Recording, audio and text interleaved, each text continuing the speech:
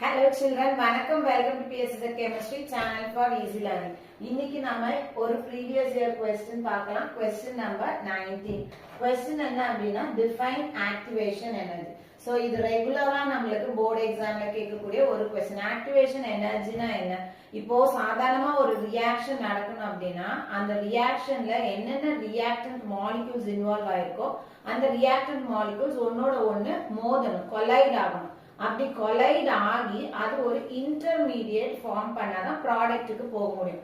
அப்போ கொலைட் ஆகி intermediate form பண்றதுக்கு குறிப்பிட்ட அளவு எனர்ஜி தேவை. அந்த எனர்ஜியை நம்ம என்னன்னு சொல்றோம் அப்படின்னா ஆக்டிவேஷன் எனர்ஜின்னு சொல்றோம். அதுதான் நம்ம எப்படி கொடுத்துருக்கோம், energy required for the reactant molecules to form activated complex.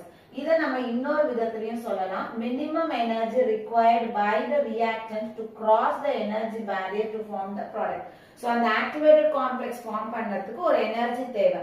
அப்ப reactant molecules அந்த எனர்ஜியை ரீச் பண்ணினாதான் என்ன பண்ண முடியும், ப்ராடக்ட்டுக்கு போக முடியும். சோ அதே ஆக்டிவேஷன் எனர்ஜியை நம்ம என்ன பண்ணிருக்கோம், ரெண்டு டிஃபரெண்ட் ஃபார்ம்ஸ்ல கொடுத்துருக்கோம். ஒன்னு டு கிராஸ் த எனர்ஜி பேரியருக்கு எவ்வளோ எனர்ஜி வேணும், இன்னொன்னு வந்து என்ன அப்படின்னா ஆக்டிவேட்டட் காம்ப்ளெக்ஸ் ஃபார்ம் பண்றதுக்கு எவ்வளோ எனர்ஜி வேணும். சோ இந்த ரெண்டுத்துல எது ஒன்னு எழுதினாலும் நம்மளுக்கு மார்க் கொடுப்பாங்க.